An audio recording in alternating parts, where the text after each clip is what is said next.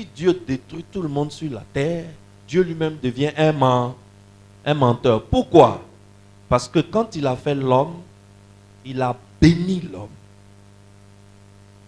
Dieu ne bénit pas quelqu'un et puis demain il vient, il enlève la bénédiction. Quand Dieu t'a béni là, dans quel trou la bénédiction te suit? Dieu a béni l'homme, il a dit, soyez nombreux, reproduisez-vous, remplissez la terre. Si toi tu me dis que je vais remplir la terre, puis demain tu viens, tu tues tout le monde, qui va remplir la terre? Ça veut dire que tu as menti. Comme Dieu ne peut pas mentir, chaque fois que Dieu veut détruire un système qui ne lui convient plus, Dieu cherche un rescapé.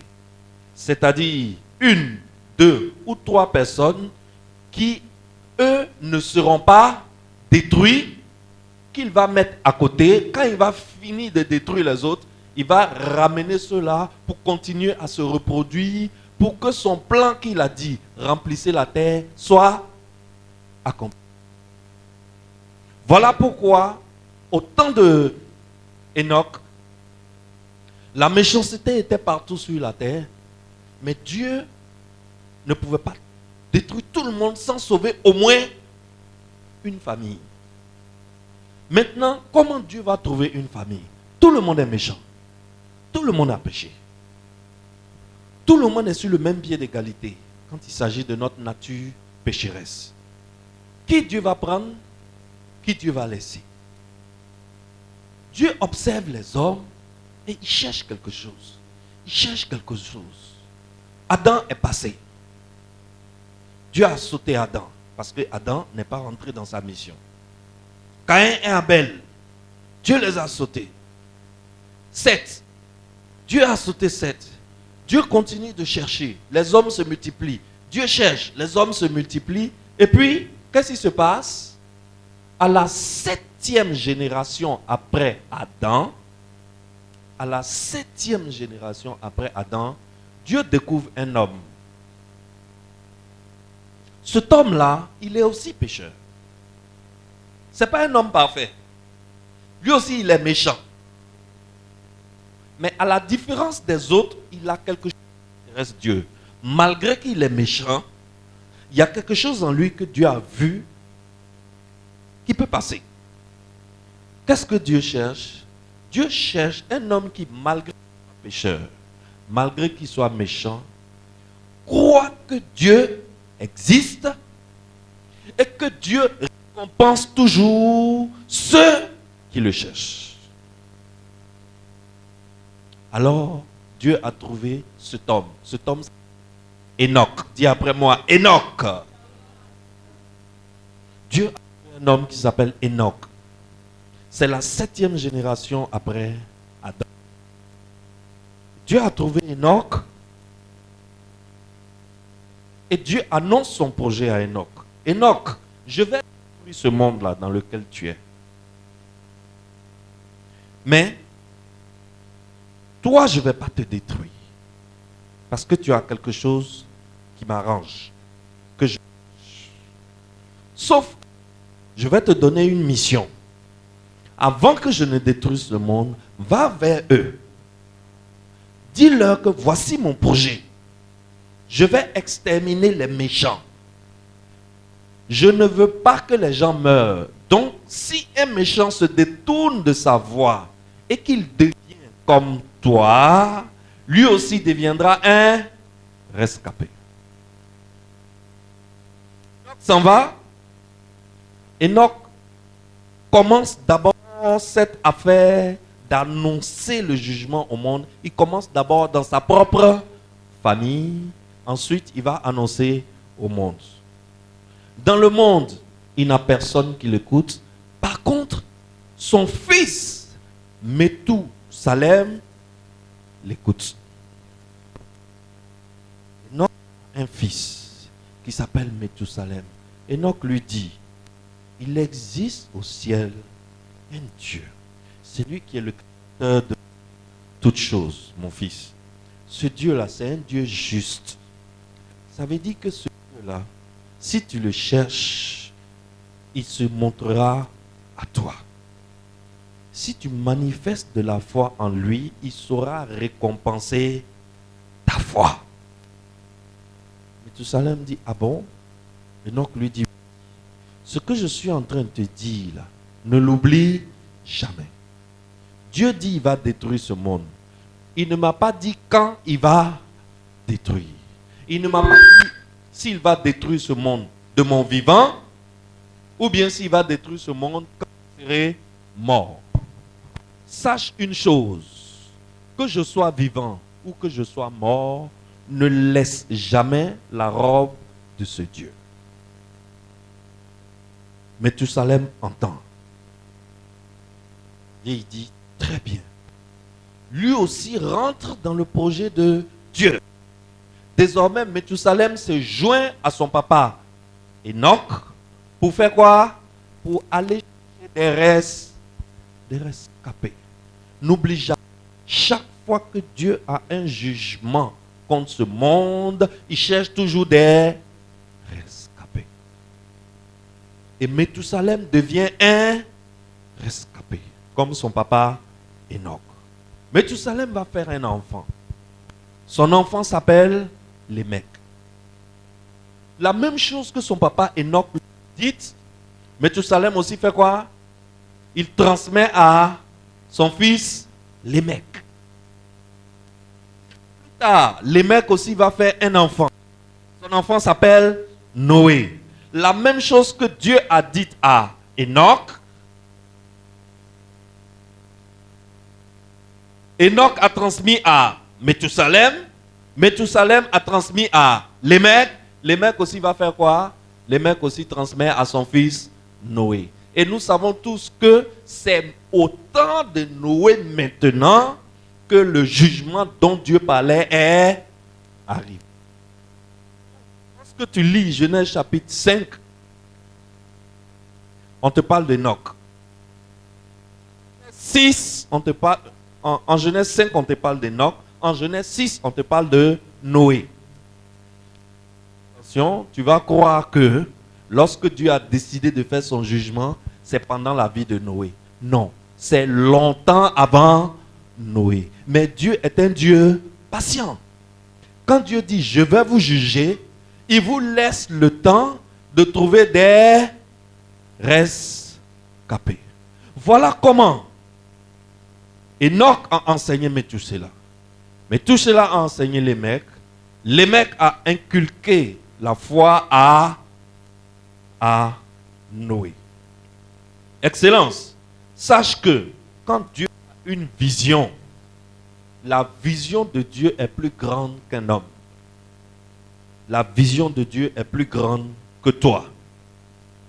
Quand toi, Dieu t'appelle et Dieu te donne une vision, et toi, tu t'assois sur la vision de Dieu, tu ne fais pas la vision de Dieu. Tu ne manifestes pas la vision de Dieu. Qu'est-ce que Dieu va faire? Dieu va te laisser et Dieu va confier cette vision à quelqu'un d'autre que toi. Dieu dit, s'il le faut, il va même confier sa mission à des cailloux. Si l'homme ne veut pas faire, il va confier à des cailloux. Alors, Excellence, si toi, Dieu veut t'associer à son projet actuel, le projet actuel de Dieu, c'est quoi? C'est que tu travailles à augmenter le nombre des rescapés. Est-ce que quelqu'un me suit? Ce que Dieu est en train de faire actuellement, le travail de Dieu qu'il est en train de faire actuellement, c'est que Dieu veut augmenter le nombre des rescapés. De ceux... Allô? Il veut augmenter le nombre de ceux qui seront sauvés lors du jugement qui arrive. Il y a un jugement qui arrive sur ce monde. Et Dieu ne change pas. Chaque fois que Dieu veut faire un jugement, il a des rescapés. Là, à l'heure où toi et moi on vit, on respire là, ce que Dieu est en train de faire, c'est que Dieu est en train de chercher des rescapés. Des gens qu'il va mettre à part quand il va frapper ce monde. Alors, si c'est ça qui est le projet de Dieu, Dieu veut augmenter le nombre de rescapés. Il confie la mission au pasteur. Et le pasteur vient vers toi, fidèle. Et le pasteur te dit, Voilà le projet de Dieu. Si on te parle et puis il y a caillou dans ton oreille, c'est ça, non? Il y a caillou dans ton oreille. Si on te parle, si on te dit voilà ce que Dieu fait, mais toi il y a caillou dans ton oreille, c'est simple. Dieu va te laisser et Dieu va aller prendre quelqu'un d'autre.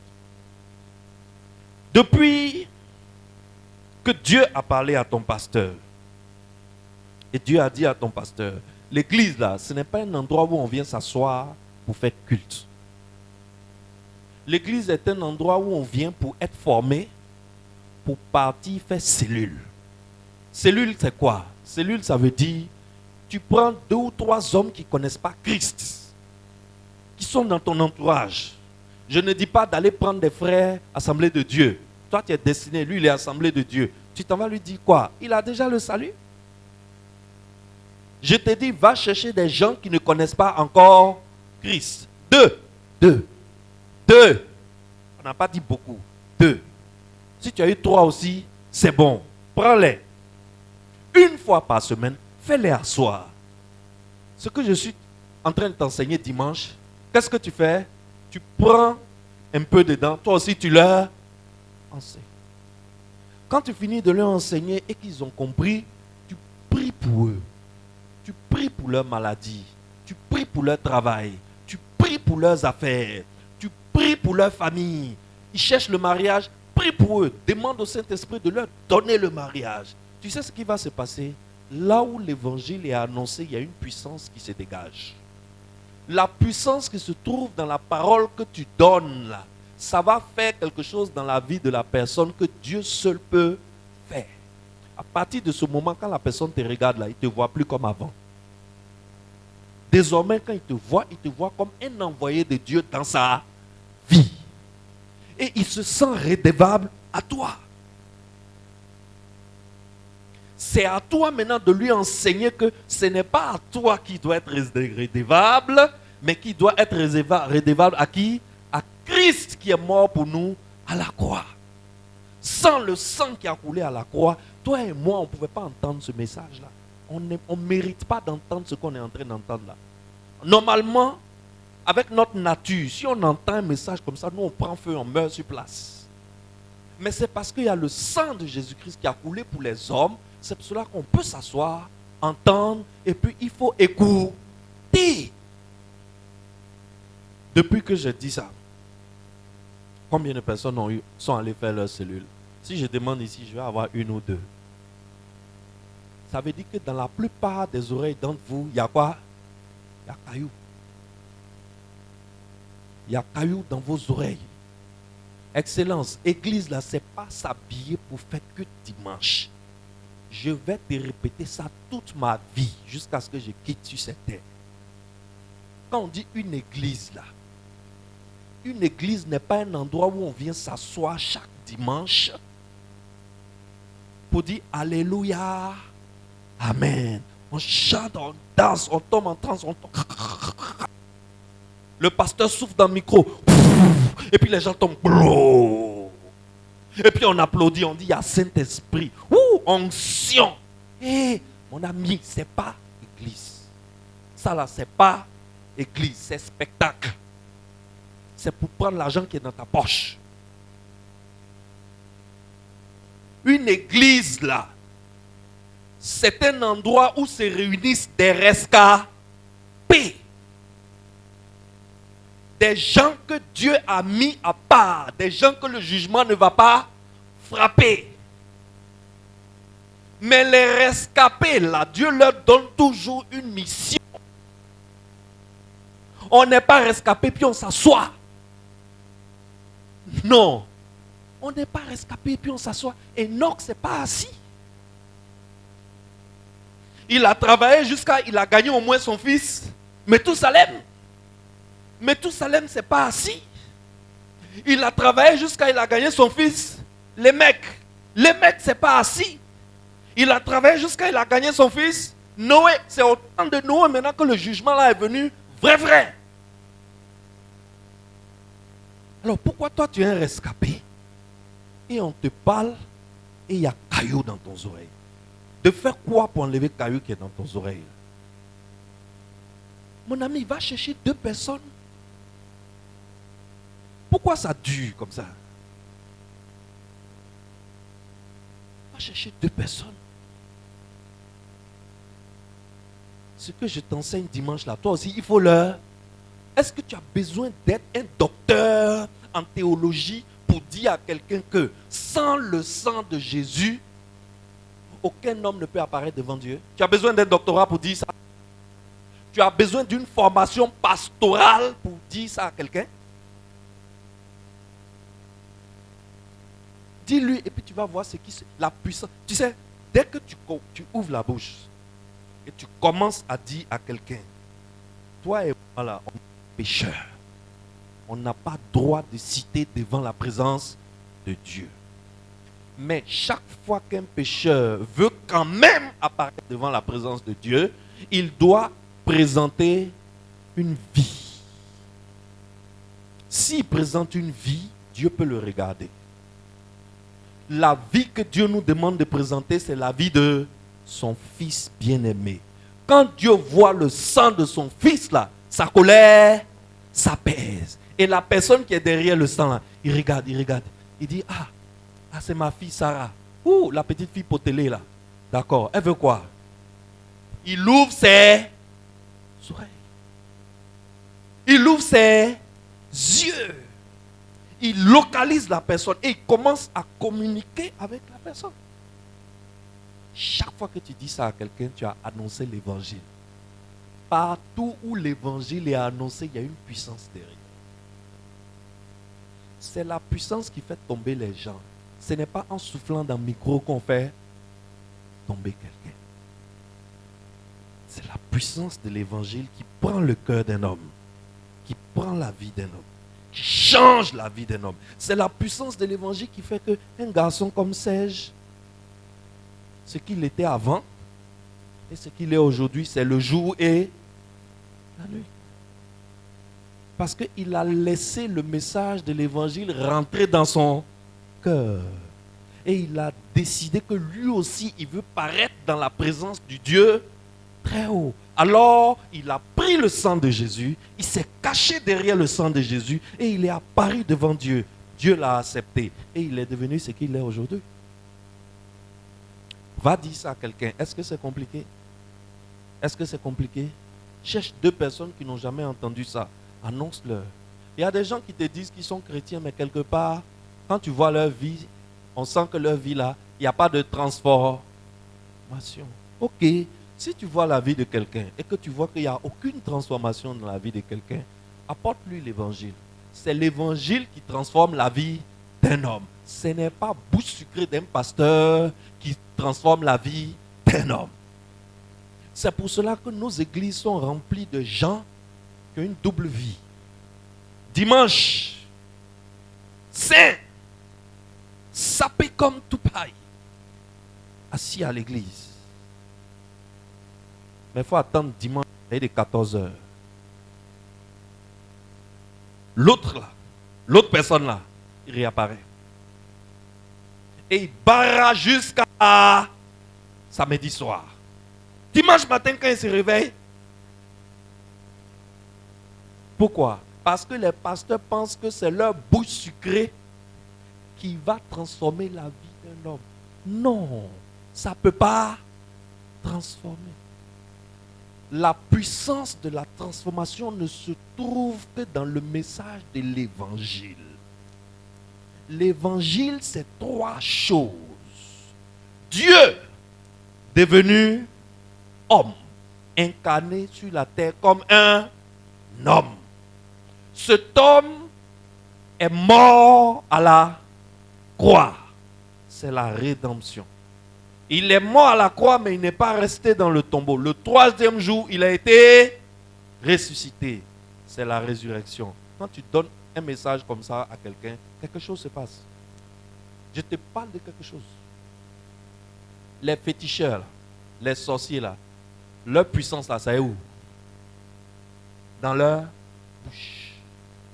Ils ont des phrases. Quand ils prononcent la phrase, là, Rogototo, Botoko, Ka. Effectivement, dans ton corps, là, il y a Rogototo, Kokoko, Ka. Et puis tu commences à pisser du sang. Nous, notre puissance là, ça se trouve dans l'évangile. Lorsque nous annonçons aux hommes que le salut ne peut être possible que par l'œuvre parfaite de la croix.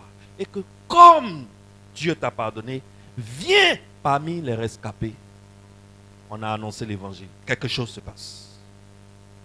Tu veux avoir un ministère puissant? Annonce l'évangile. Tu n'as pas besoin d'aller au Bénin pour chercher médicaments pour faire église. Tu n'as pas besoin. Annonce l'évangile. Tu auras un ministère puissant. Et c'est ce que nous on fait ici au temple. Gloire.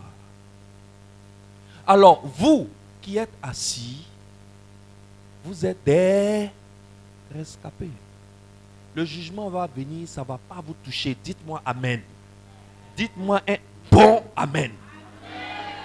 J'ai dit, si le jugement arrive aujourd'hui, nous tous, nous serons épargnés. Dites-moi Amen bien. C'est ma foi, je crois en ça. S'il y a enlèvement aujourd'hui, cette église sera vide. Mais en tant que rescapé, on a une mission, amigo mio. Chéri Coco, on a du travail. On n'est pas rescapé et puis on s'assoit. Un rescapé ne s'assoit pas. La vie d'un rescapé ne se passe pas sur son lieu de travail.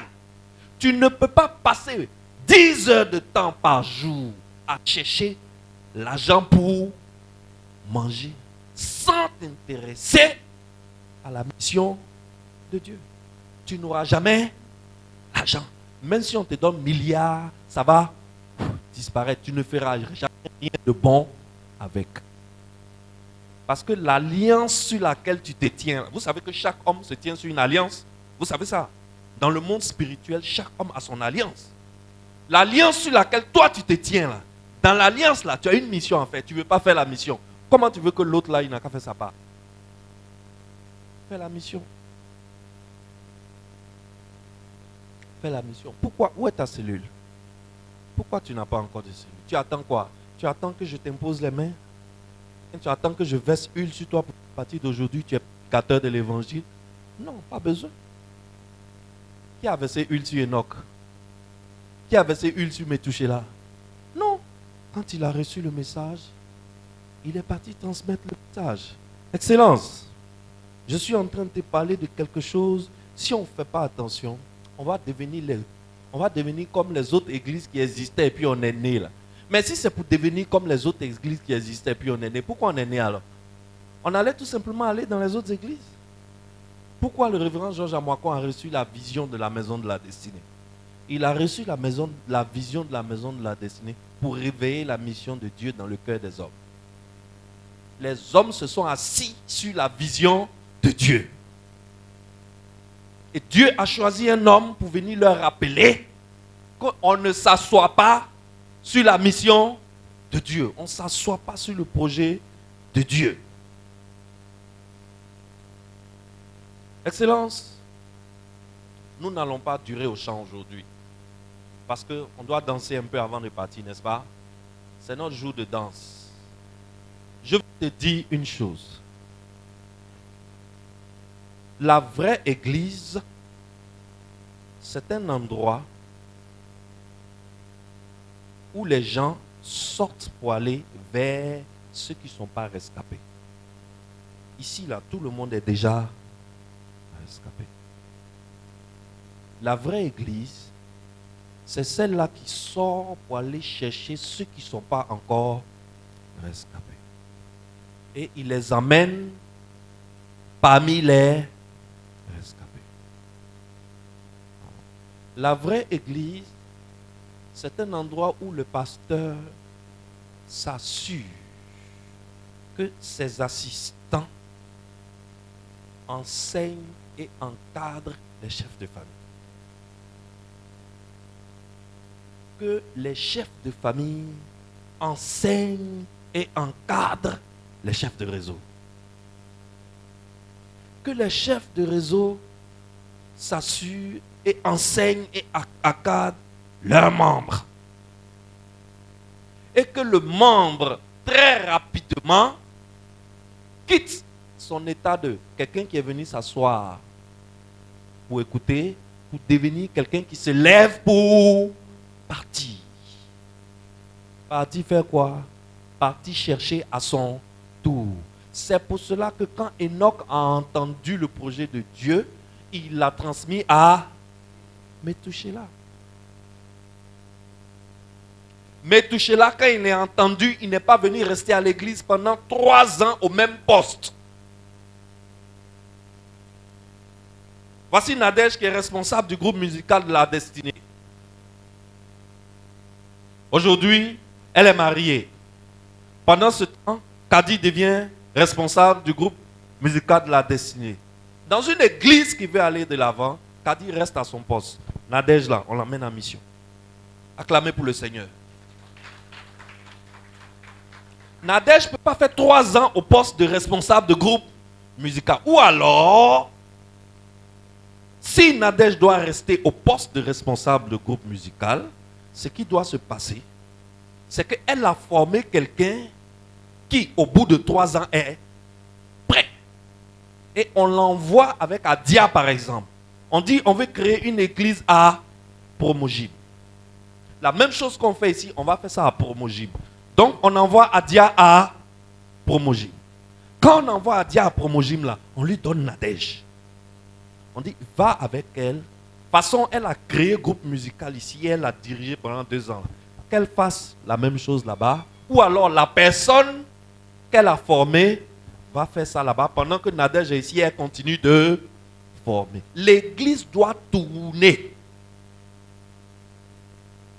Dans cette église-là, si je reviens ici dans cette église, 3 ans plus tard, et puis Papa Johnson qui est là, est toujours assis à sa place en train d'écouter le message, il n'a aucune personne à qui il a transmis, ce n'est pas une église de Jésus-Christ. Ce n'est pas une église de Jésus-Christ. Il faut que les chrétiens comprennent ça. Ce n'est pas une église de Jésus-Christ. Tu es dans l'église, on dit c'est les anciens. C'est bon. Chaque église a besoin d'anciens. Mais quelle est sa mission en tant qu'ancien? Il enseigne qui? Il encadre qui? Il envoie qui en mission? Ou bien il est ancien parce qu'eux s'asseyent pour compter l'argent de l'église. Mais ça ne sert à rien. Ça ne sert à rien. Donc c'est à cause de ça il est ancien? Ça ne sert à rien. L'église est dehors. C'est à nous d'aller chercher les gens pour les ramener. C'est ce que Enoch a fait. C'est pour cela que tellement Enoch a compris le projet de Dieu, la Bible dit, celui qui pêche, il fera quoi? Il mourra. La Bible dit quand quelqu'un pêche, il fait quoi? Il meurt. La Bible dit le salaire du péché, c'est la mort. Donc Enoch a péché. Enoch devait faire quoi? Il devait mourir. Mais tellement Dieu a cherché sur la terre, il n'a trouvé personne comme Enoch. Enoch était tellement unique. Dieu a pris sur lui, souverainement, d'écrire un décret pour dire, moi Dieu, créateur du ciel et de la terre, mon fils Enoch là, il ne goûtera jamais la mort. Je vous dis la vérité, tellement Dieu était content d'Enoch. Parce que non seulement Enoch s'est assuré que Métouchéla reçoit le projet de Dieu, la mission de Dieu, mais Enoch s'est assuré aussi que les mecs reçoivent le projet de Dieu. Donc, il s'est assuré que son fils a reçu le message, mais il s'est assuré aussi que son petit-fils a reçu le message. Métouchéla s'est assuré que les mecs a reçu le message, mais il s'est assuré que Noé aussi reçoive le message de Dieu. C'est pour cela que quand tu lis bien ta Bible, le nom Métouchéla veut dire après lui j'enverrai. C'est ce que Métouchéla veut dire. Métouchéla veut dire ce gars-là. Après lui, c'est-à-dire quand il va mourir, je vais faire venir quelque chose. Donc, Métouchéla que tu vois là, quand Métouchéla se promène là, tout le monde sait que son nom là, ça veut dire que lui là, quand il va mourir, quelque chose va se passer. C'est ce que le mot Metouchéla veut dire. Après lui, j'enverrai. Et Metouchéla a enseigné les mecs. Mais Metouchéla s'est assuré aussi que Noé soit correctement enseigné. Lémec est mort avant son papa. Lémec est mort 5 ans avant la dédicace de l'arche. C'est-à-dire 5 ans avant que Noé ne finisse de bâtir l'arche, Lémec est mort. Il est mort à 777 ans. 7, 7, 7. Si tu es un homme spirituel, tu dois comprendre que il est l'heure de quelque chose. 7 fois 7. 7, le chiffre de la perfection dans le monde spirituel. 3 fois 7. 7, 7, 7. C'est un procédé d'insistance. Dieu est en train de dire, Dieu est en train de faire sonner une cloche. Bang, bang, bang, bang, bang, bang. Attention les hommes, mon heure est presque arrivée. Bang, bang les hommes, mon heure est presque arrivée. Le mec est mort 5 ans avant que Noé ne finisse l'arche. Dès que Noé a fini l'arche et que l'heure de Dieu a sonné, qui va mourir? Qui va mourir maintenant? Metouchéla va mourir. Parce que, selon la prophétie qui est sur son nom, donc tu vas te rendre compte que Enoch n'a pas donné ce nom à son fils par hasard. Il lui a donné ce nom sous inspiration. Après lui, j'enverrai. Donc, dès que ce gars-là meurt, normalement, tout le monde qui connaît Dieu doit savoir qu'il est l'heure. Il est l'heure. Dès que ce gars-là meurt, tu dois savoir qu'il est l'heure. Metouchéla est mort. Le temps de Dieu est arrivé. Le jugement n'est pas venu. 1 an est passé. 2 ans est passé. 3 ans est passé. 4 ans est passé. 5 ans est passé. C'est à la 5e année que Dieu va faire venir le déluge. Ça veut dire que Dieu a donné encore combien d'années aux hommes? 5 ans de plus que la date qu'il avait déjà fixée. Mais tout cela, ça veut dire la patience de Dieu. Dieu est patient. Alors, frères et sœurs, notre Dieu là, c'est comme ça il est. C'est un Dieu patient. Quand il dit je vais détruire, c'est que tôt ou tard il va détruire. La date là, il ne donne pas à quelqu'un. Le jour où le jugement va frapper ce monde là, ni toi ni moi, nous ne savons. Mais en tant que rescapés là, tout le temps que Dieu nous donne encore là, c'est pour faire quoi? C'est pour faire 2 choses. Aller annoncer au monde le jugement de Dieu et bâtir l'arche. Bâtir l'arche là, c'est toi-même ta vie. Tu dois transformer ta vie en une vie d'un homme de foi. Donc, en tant que rescapé, tu as 2 choses à faire. Laisser ta vie aller vers la ressemblance de la vie de Christ, qui est notre modèle parfait. Ce n'est pas au pasteur Jules que tu dois essayer de ressembler. Mais tu dois essayer de ressembler à qui? À Christ. Ton travail doit consister à tenter de ressembler à Christ. Et tu vas y arriver. Là, tu es en train de bâtir ton arche. Maintenant, en tant que rescapé, tu n'as pas seulement à bâtir l'arche. Tu dois aussi faire quoi? Annoncer le jugement de Dieu. Dans notre cas, le jugement de Dieu, c'est l'évangile que nous donnons aux hommes et aux femmes qui ne sont pas encore des rescapés. Notre Dieu dit qu'il ne prend pas plaisir à la mort du méchant. Il dit qu'il n'est pas content quand il vient pour détruire un homme. Il dit, je n'aime pas ça. Je n'aime pas tuer les hommes. C'est pour cela qu'il te dit, ce travail-là, d'aller chercher des hommes-là, je ne confie pas ça aux anges du ciel. Je te confie à toi qui es rescapé. Comme tu es un rescapé, tu peux parler à un autre pour lui expliquer mieux qu'un ange. L'ange, là, quand il va parler à Alex, quand Alex ne va pas comprendre, là, fier, lui il va la battre, il va partir sur l'autre. Ange ne comprend pas. Mais toi, tu peux comprendre. Toi, un homme peut te fatiguer. Un homme, tu lui donnes rendez-vous pour venir au culte, il fait fiat. Tu lui donnes rendez-vous pour aller prier avec lui, il fait fiat. Tu dis c'est l'heure de prier, il te feinte. Mais tu connais, toi aussi tu as fait, non? Toi aussi tu as fait, donc tu connais. Donc tu sais comment tu vas dealer avec lui jusqu'à un jour, enfin, il va se laisser attraper. Tu vas le faire asseoir et tu vas le remplir de l'évangile. Si on ne fait pas ça, on n'est pas une église. Excellence, moi je vais aller au ciel. Je ne vais permettre à aucun de mes fidèles de m'empêcher d'aller au ciel. Quand tu fais la mission de Dieu, Dieu est tellement content qu'il est capable de prendre un décret pour dire, toi tu mourras pas. C'est ce qu'il a fait à Enoch. Le jour où Enoch devait mourir, Dieu a fait quoi?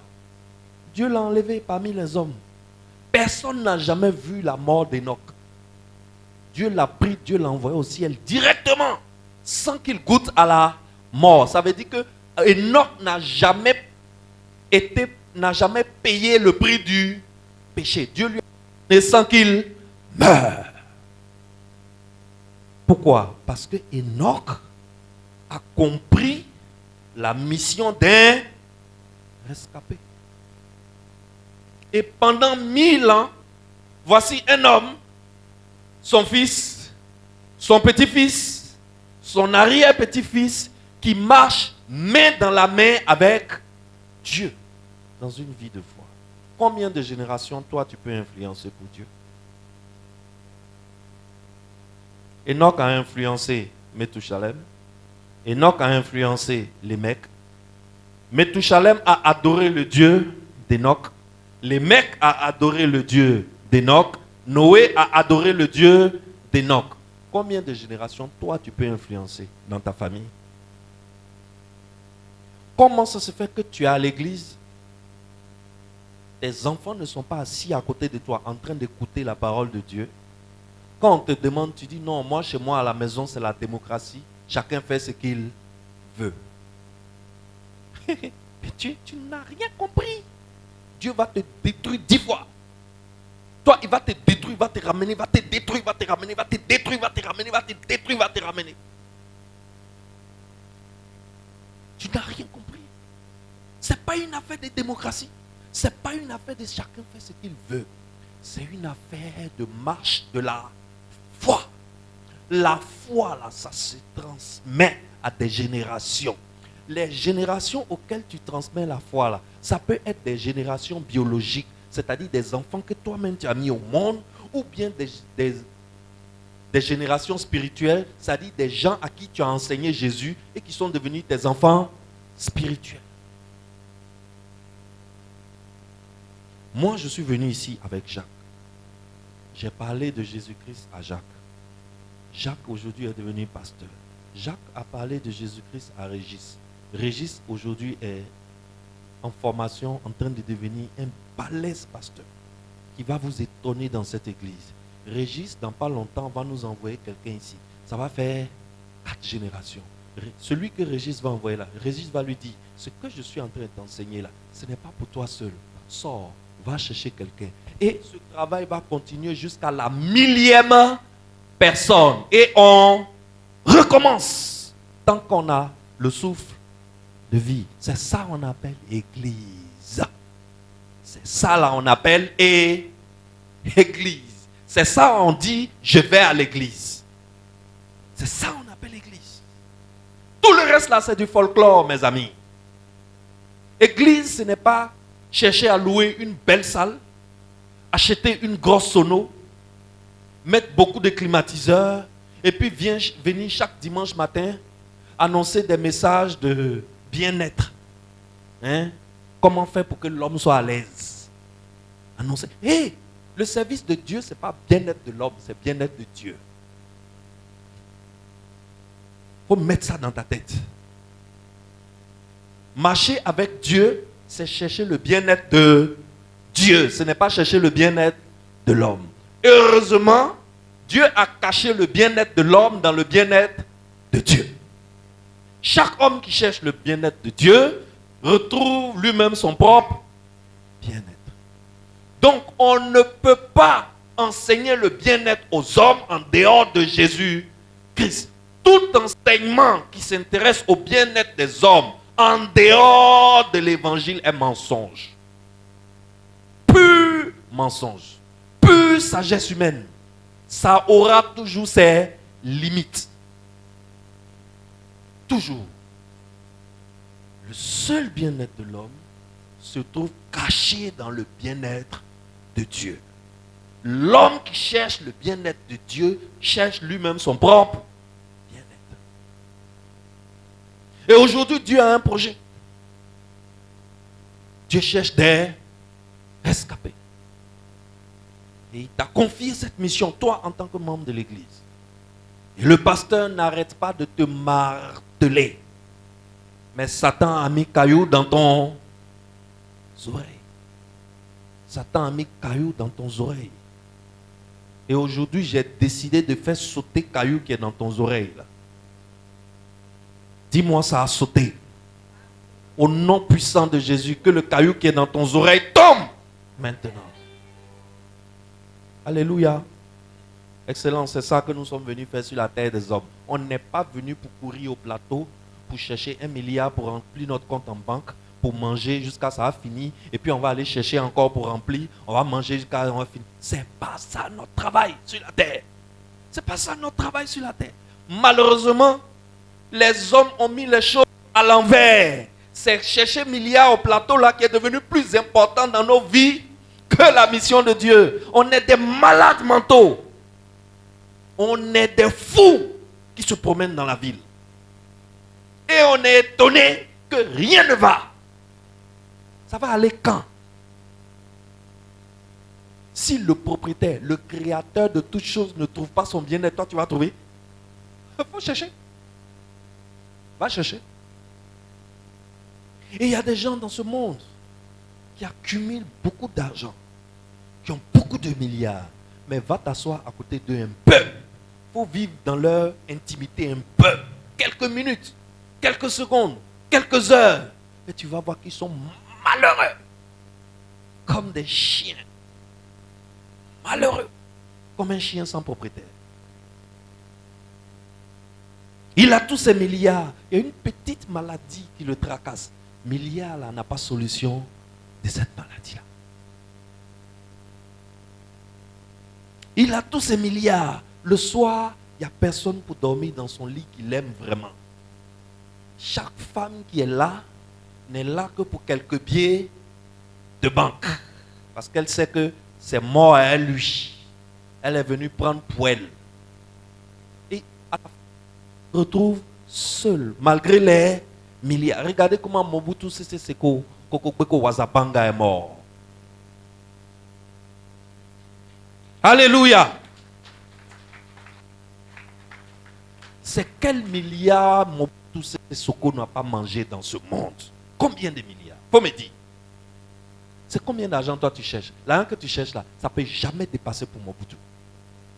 Ce n'est pas possible. L'argent que tu cherches là, ça ne peut jamais dépasser pour Mobutu. Regarde comment Mobutu est mort, comme un chien perdu, isolé, dans un cimetière sans technique au Maroc. Si tu le voyais à la fin de sa vie, il faisait pitié. Quand le vent souffle, ça le soulève. Il ne peut pas marcher. Mobutu Sese Seko Kokobeko Wazabanga.